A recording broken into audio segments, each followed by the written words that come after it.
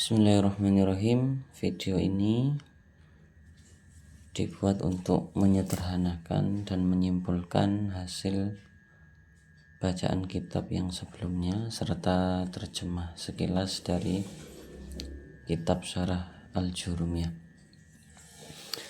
Bismillahirrahmanirrahim. Pembahasan tentang kalam, bahwasanya kalam itu sendiri diartikan sebagai lafadz yang tersusun, yang berfaedah dan disengaja dengan bahasa Arab. Ya, tadi sudah diketahui bahwasanya lafadz itu adalah suara. Tidak hanya sekedar suara, tapi suara yang mencakup terhadap sebagian huruf hijaiyah, yang mengandung sebagian huruf hijaiyah. Maka dikecualikan dari pengertian ini, yaitu sesuatu yang tidak berupa suara, yaitu isyarah ataupun tulisan. Petunjuk, tunjuk, ya, kata tunjuk bukan kata, tapi tunjuk, ya, ataupun tulisan, ataupun batang yang ditegakkan, itu tidak tergolong lafadz karena tidak berupa suara. Ataupun berupa suara tapi tidak mengandung huruf hijaiyah, contohnya gendang ataupun jidor, misalkan semacam itu. Kentongan, ya, itu juga tidak tergolong sebagai lafadz karena memang berupa suara tapi tidak mengandung huruf hijaiyah. Ya, jadi perlu diketahui dulu, lafadz murakkab, mufid dan wadha ini adalah rukun dari kalam menurut versi Imam Ajurumiyah. Yang kedua yaitu adalah murakkab. Apa itu murakkab? Adalah sesuatu yang tersusun dari dua kalimat atau lebih, ya, sehingga maksud dari murakkab itu lafadznya tidak sendirian atau tidak satu. Contohnya di sini adalah lafadz zaitun qaimun, itu tersusun, maksudnya murakkab itu tersusun. Dikecualikan dari lafadz yang tersusun yaitu adalah lafadz yang mufrad, ya. Jadi maksudnya mufrad itu hanya ada satu lafadz saja, tidak ada susunannya, ataupun bilangan yang berurutan, jadi 1, 2, 3 sampai akhir misalkan. Itu walaupun ada susunannya, maksudnya tidak terdiri dari satu lafadz saja, tapi tidak bisa dikatakan murakkab, karena murakkab di sini yang diinginkan adalah adanya isnad. Apa itu isnad? Isnad itu adalah susunan yang dapat menimbulkan pemahaman, yang nanti isnad itu akan terdiri dari dua hal, yaitu musnad dan musnad ilaih. Ya, musnad ini sesuatu yang disandarkan, musnad ilaih adalah sesuatu yang disandari. Nah, nanti kita sesuaikan pengertian isnad ini kepada contoh yang sesuai. Yang ketiga, syarat yang ketiga atau rukun yang ketiga adalah mufid. Mufid itu adalah sesuatu yang dapat menimbulkan faidah, ya, dari adanya isnad atau susunan secara maknawi, ya, yang di sini tadi. Ya, kalau ini kelihatan lafadznya itu memang tersusun dari dua lafadz atau dua kalimat. Kalau di sini mufid itu susunan dua lafadz tadi itu yang kelihatan, itu dapat dipahami, ya, dapat menimbulkan pemahaman dari adanya pengisnatan atau penyandaran hukum terhadap mahkum alaih atau sesuatu yang dihukumi, yang mana faedah yang ditimbulkan dari adanya pengisnatan tadi itu, penyandaran lafadz kepada lafadz lain, itu adalah faedah yang dapat menjadikan mutakallim itu diam. Dalam artian diam, tidak perlu untuk menimpali balik terhadap mukhatab yang bertanya atas ketidakfahamannya dia terhadap kalam dari mutakalim. Ya. Jadi misalkan mutakalim itu ngomong gak jelas, maka nanti orang yang diajak bicara atau mukhatab itu akan bertanya, ya, bertanya lagi kepada mutakalim, sehingga mutakalim akan menjelaskan ulang. Nah, itu namanya tidak dikatakan mufid. Kenapa? Karena di si mutakalim itu tidak yahsunu as-sukutu. Kenapa kok tidak yahsunu as-sukutu? Karena kata-kata atau kalam yang diucapkan mutakalim itu tidak memberikan faedah kepada mukhatab, sehingga mukhatab itu bertanya kepada mutakalim terkait apa yang dikatakan oleh mutakalim tadi. Kan bihaisu la yantadiru as-sami'u ila syai'in akhar. Sekiranya mutakalim itu tidak perlu menjelaskan lebih, dalam artian orang yang mendengarkan alias mukhatab tadi itu tidak menunggu terhadap sesuatu yang lain yang mungkin perlu untuk dikatakan, ya, kelebihan kata yang perlu dikatakan oleh mutakalim terhadap sami', ya, mungkin seperti itu. Dikecualikan dari adanya mufid tadi itu adalah sesuatu yang tidak berfaedah. Contohnya adalah tarkib atau susunan idhofah ataupun masji. Susunan idhofah atau masji itu memang terjadi adanya susunan dari dua lafadz. Contohnya Abdullah gitu ya. Jadi di sini ada susunan lafadz Abdun dan lafadz Allah. Ini kalau ditinjau dari murakab ini sudah murakab. Tapi murakabnya itu tidak menimbulkan mufid. Ya, kenapa? Karena susunan Abdun dan Allah disusun menjadi satu, itu menimbulkan susunan baru, yaitu namanya susunan idhofah. Kenapa pertanyaannya susunan idhofah tidak menjadikan mufid? Karena susunan idhofah itu sama dengan mengatakan lafadz yang mufrad. Kok bisa? Karena makna yang timbul dari Abdun dan Allah yang disusun menjadi satu itu adalah satu makna, tidak dua makna. Jadi satu makna, yaitu adalah Abdullah, nama orang misalkan, atau mungkin hambanya Allah, ya, yang timbul makna itu hanya makna satu makna saja, berbeda dengan mufid yang di sini. Ya, ataupun mungkin seperti tadi yang sudah dikatakan, yaitu adalah takyidi. Jadi itu ada satu lafadz, misal al-hayawan gitu ya. Al-hayawan, tapi dibatasi nggak semua hayawan, tapi yang natik. Nah, hayawan an-natik ini adalah susunan, benar susunan, akan tetapi maknanya itu tidak menimbulkan faidah. Kenapa? Karena keduanya ini, entah murakab idhofi dan masji ataupun susunan yang takyidi, ya, itu sama halnya mengatakan terhadap satu kata saja atau satu kalimat saja, ya.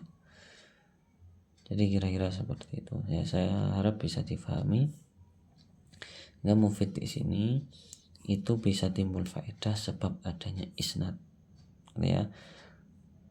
Berarti yang dikecualikan dari adanya mufid, mulai dari tarkib idhofi dan tarkib masji, kedua tarkib ini tidak menimbulkan isnad, gitu saja. Dalam artian tidak menimbulkan adanya susunan musnad dan musnad ilaih. Nah, begitu pula tarkib takyidi ini juga tidak bisa dikatakan isnad, sehingga menimbulkan musnad ilaih.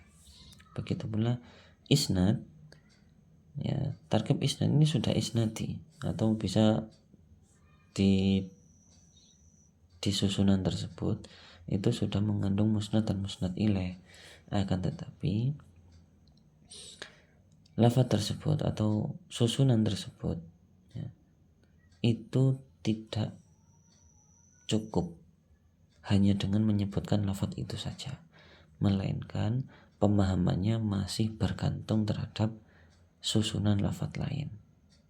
Ya, misalkan in koma zaidun, jika Zaid berdiri. Nah, di sini sudah terdapat isnad, yaitu musnad ilaih. In koma kalimat fi'il zaidun sebagai fa'ilnya. Jadi ini musnad ilaih. Sudah ada, harusnya sudah mufid. Akan tapi karena ada tambahan in, yang mana in ini menuntut untuk adanya jawab. Ya, karena jawabnya tidak ada, maka jumlah in koma zaitun ini tidak bisa difahami. Kenapa? Karena pemahaman dari in koma zaitun ini masih membutuhkan terhadap lafadz lain atau jumlah lain yang dipergunakan untuk membahas lebih atau menjadikan lafadz in koma zaitun ini berarti atau mempunyai faedah. Misalkan agar bisa berfaedah ditambahi in koma zaitun fa'ajiuka, misalkan semacam itu. Jika Zaid berdiri, maka aku akan mendatangimu. Ya, kalau sudah seperti itu maka bisa difahami. Ya, tapi kalau hanya sekedar in koma zaitun itu tidak memahamkan. Kenapa? Karena tarkib isnadi yang ada di lafadz in koma zaitun ini masih membutuhkan lafadz lain untuk menimbulkan pemahaman. Dalam artian pemahamannya lafadz ini masih bergantung terhadap lafadz lain. Yang terakhir syarat dari kalam itu adalah berupa wadhu. Wadhu itu ada dua artian tadi. Yang pertama adalah wad'ul arabi, yaitu dicetak dengan menggunakan bahasa Arab. Ya. Ja'lul lafzi dalilan al makna, ya, yang mana lafadz, ya, di sini tadi itu lafadz itu menjadi tanda dari adanya makna. Ya, jadi adanya lafadz itu adalah tanda dari adanya makna yang bisa kita pahami. Maka bisa dikecualikan dari adanya wad'ul arabi, itu adalah sesuatu yang tidak berbahasa Arab, maka itu tidak bisa dikatakan wadhu, sehingga tidak bisa dikatakan kalam. Ya. Ataupun mungkin itu berlandaskan dari apa? Dari inna dalalatal kalami wad'iyatun. Karena dalalah dari kalam itu berupa wad'iyah atau sesuatu yang tercetak. Sehingga ketika sesuatu tersebut itu tidak dibahasakan, ya, maka itu tidak bisa dikatakan wadhu. Maksudnya bagaimana? Ini maksudnya sesuatu yang bisa diakal, atau sesuatu yang nantinya ada sesuatu diomongkan, lantas omongan tersebut itu ada pemahaman yang lain dari apa, dari arti lafaz tersebut. Misalkan oh, atau dalam, misalkan semacam itu. Kalau dalam bahasa Arab mungkin na'am, gitu ya. Na'am. Ada orang jawab na'am di belakang tembok, ya, dari pertanyaan kita yang berupa hoi, na'am atau ya. Maka kita dapat kesimpulannya apa? Ada orang hidup di belakang tembok, atau orang di balik tembok hidup. Nah, kesimpulan orang di balik tembok hidup itu bukan berasal dari lafadz na'am. Bisa dipahami ya. Jadi kenapa? Karena arti dari na'am itu adalah iya. Kok bisa menimbulkan pemahaman orang di balik tembok itu hidup? Dari mana pemahaman orang di balik tembok itu hidup? Yaitu adalah dari pemahaman yang ditimbulkan oleh akal. Sebab apa? Kalau ada orang saya tanya, kok dia jawab, maka dia adalah orang yang hidup.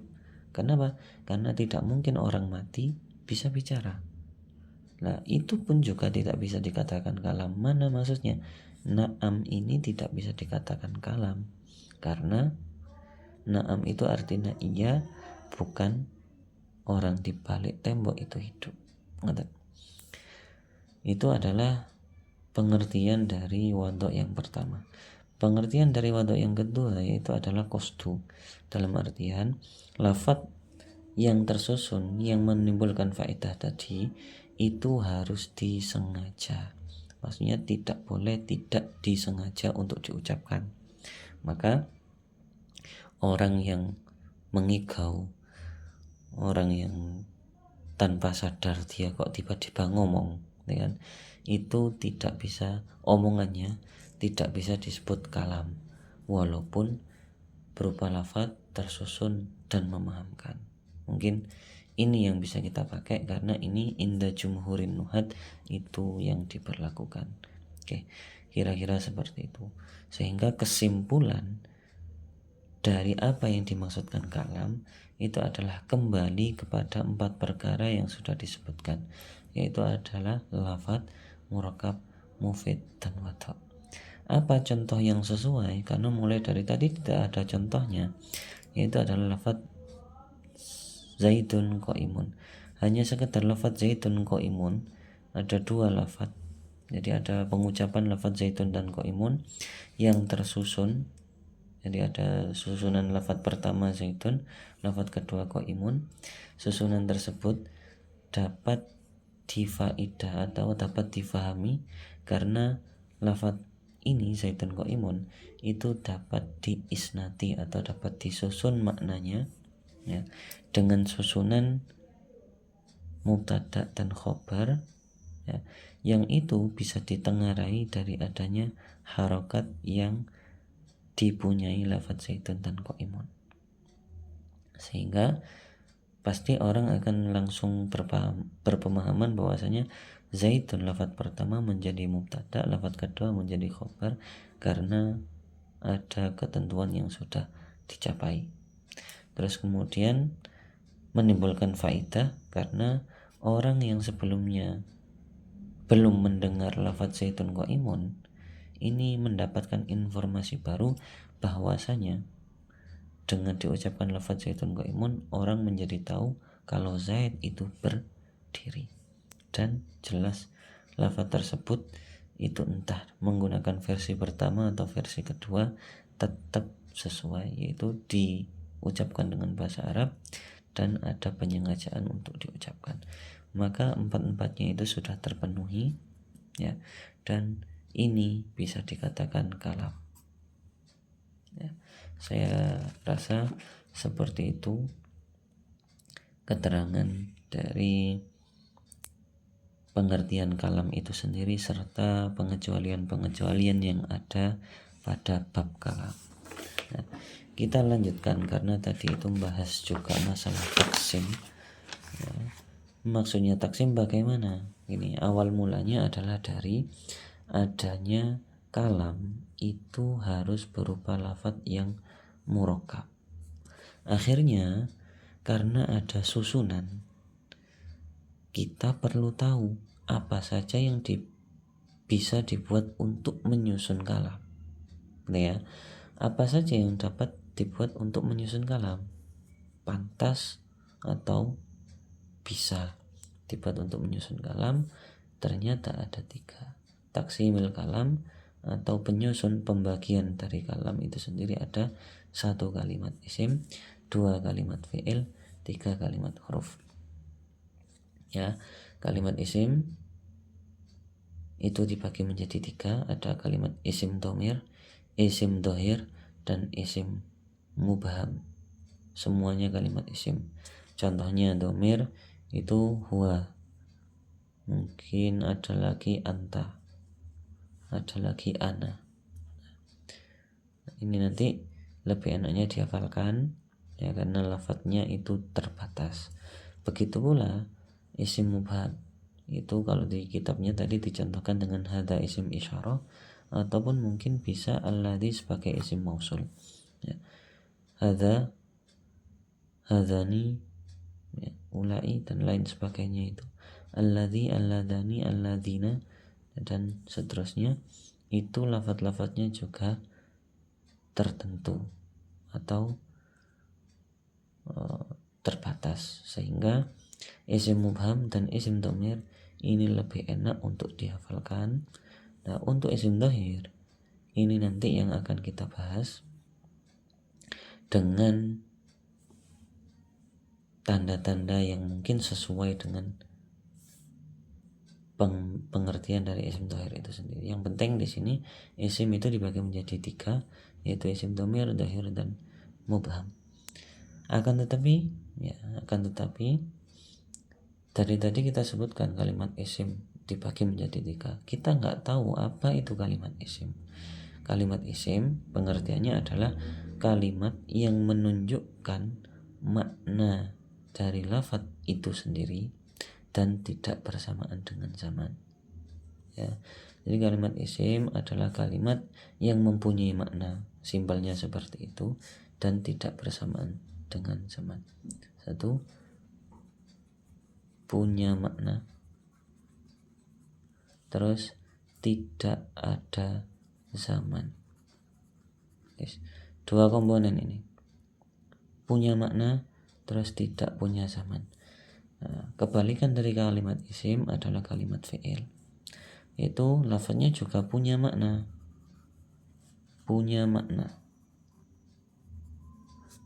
tapi dia juga punya zaman. Nah, jadi kalau kalimat fi'il punya makna, punya zaman. Makna apa maksudnya? Makna dari lafaz itu sendiri.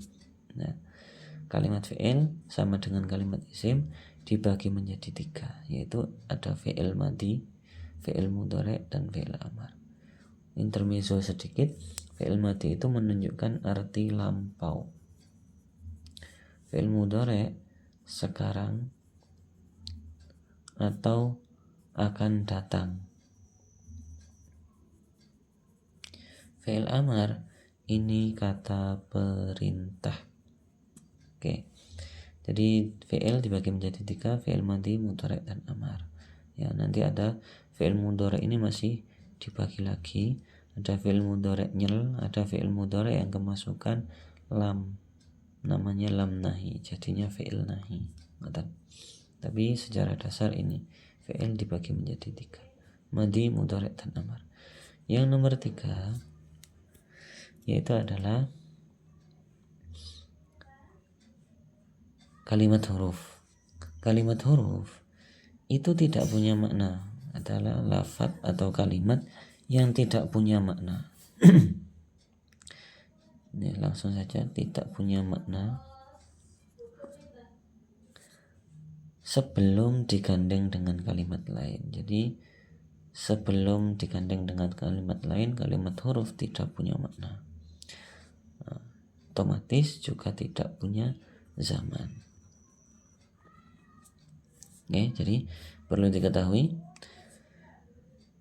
kalimat huruf secara dasar dia itu tidak punya makna sebelum digandeng dengan lafaz lain. Dalam artian kalimat huruf itu menunjukkan makna yang tidak ada pada kandungan lafaz itu sendiri dan juga tidak bersamaan dengan zaman.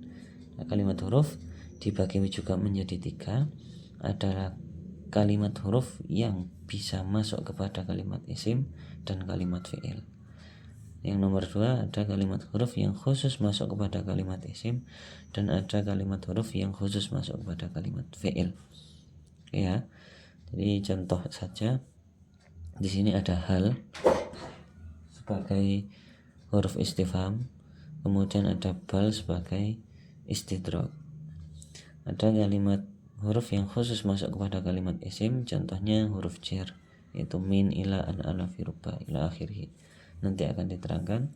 Contoh dari kalimat huruf yang khusus masuk kepada fi'il itu adalah amil jazm, lam, lamma, alam, alama, ataupun amil nasab, an, lan, idan, kai, ila akhirih. Ya. Jadi sama. Jadi ketika kalimat isim fi'il huruf itu ada 3 pembagiannya masing-masing. Ya, kalau tadi kalimat isim dibagi menjadi isim domir, dohir, dan mubham. Fi'il dibagi menjadi 3 madi, mudhari, amar. Huruf khusus isim, fi'il, dan bisa keduanya. Oke. Jadi ini untuk secara simpelnya saja, kalimat isim itu adalah kalimat yang punya makna dan tidak bersamaan dengan zaman. Kalimat fi'il punya makna juga punya zaman. Kalimat huruf tidak punya makna sebelum digandeng dengan kalimat lain, yaitu fi'il dan isim, dan juga tidak punya zaman. Nah, maksudnya lafadz ja'ali makna itu adalah kalimat huruf yang mempunyai makna ketika digandeng dengan kalimat lain, yaitu fi'il dan isim. Oke, dari sini kita dapat kesimpulan bahwasanya zaman itu khusus kepada kalimat fi'il saja. Ya, kira-kira seperti itu. Untuk keterangan yang ada di sini adalah sekedar keterangan tambahan untuk lebih menyederhanakan saja. Nah, untuk versi lengkapnya nanti bisa dicek di pembacaan lafaz dan maknanya tadi. Itu sedikit ada keterangan tambahan melalui terjemah dan murad simple. Kira-kira seperti itu. Materi selanjutnya habis ini, nanti insya Allah di video selanjutnya akan mau kita bahas tanda-tanda kalimat isim. Ya, karena kita sudah tahu, jadi kalam ya, secara dasar kita akan membahas kalam mulai dari awal bahasan nahwu sampai akhir. Nanti tujuannya adalah untuk bagaimana kita dapat berbicara agar pembicaraan kita itu sudah bisa dikatakan kalam. Nah, intinya hanya satu, nahwu itu. Bagaimana caranya apa yang kita omongkan itu bisa disebut dengan kalam. Nah, kalam itu sendiri nanti bisa diperoleh atau bisa timbul kalau kita mengerti tata caranya untuk mencapai perkataan yang bisa disebut dengan kalam. Ya, salah satunya kita harus mengetahui apa itu komponen yang dapat disusun agar menjadi kalam. Komponennya apa saja? Hanya ada 3, yaitu kalimat isim, kalimat fi'il, dan kalimat huruf. Ya, maka kalau kita sudah tahu komponennya kalimat isim, fi'il, huruf, nanti kita akan bahas tanda-tanda dari setiap kalimat isim, fi'il, dan huruf. Insya Allah di video yang akan datang. Mungkin cukup sekian yang bisa saya sampaikan. Ada salahnya saya mohon koreksinya dan mohon diingatkan. Sekian dari saya, wallahu a'lam bishawab. Subhanakallahumma bihamdik, asyhadu an la ilaha illa anta, astaghfiruka wa atubu ilaik. Assalamualaikum warahmatullahi wabarakatuh.